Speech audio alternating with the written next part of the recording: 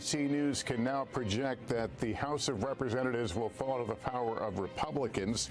NBC News has projected that the Republicans will take the Senate. It is now official. CNN projects that Donald Trump has been elected president, defeating Vice President Kamala Harris. A few weeks ago, what was anticipated to be one of the closest elections in America's history took place.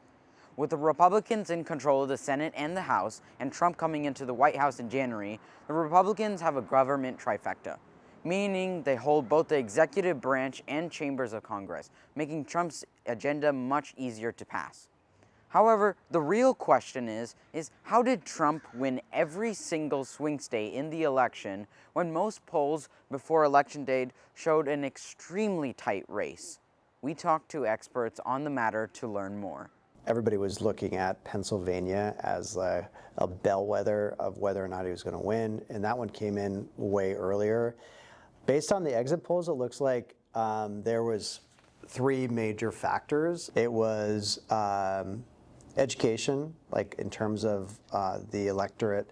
It was women not winning as much, Harris not winning as much as the women as expected. And then there was also Hispanic men breaking for Trump. He won, but not a majority. It's still a plurality.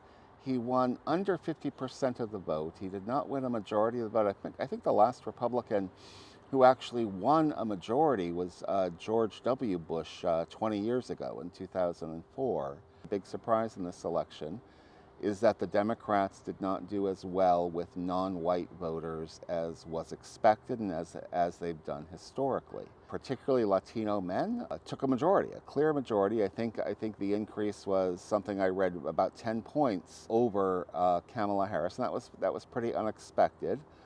To a lesser extent, Asian men.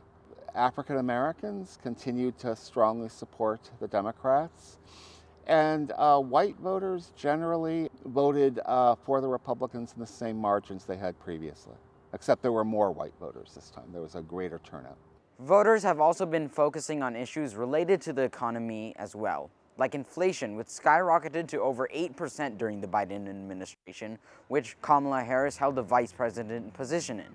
Senate races in Arizona, Michigan, Nevada, and Wisconsin, the Democratic candidate prevailed in all of those states. So are people not voting for Democrats, or are they not voting for Harris? Polls have told us that voters were voting on inflation. Is it fair? I will say that the Democrats, and particularly the Federal Reserve, have been fairly effective at bringing inflation down.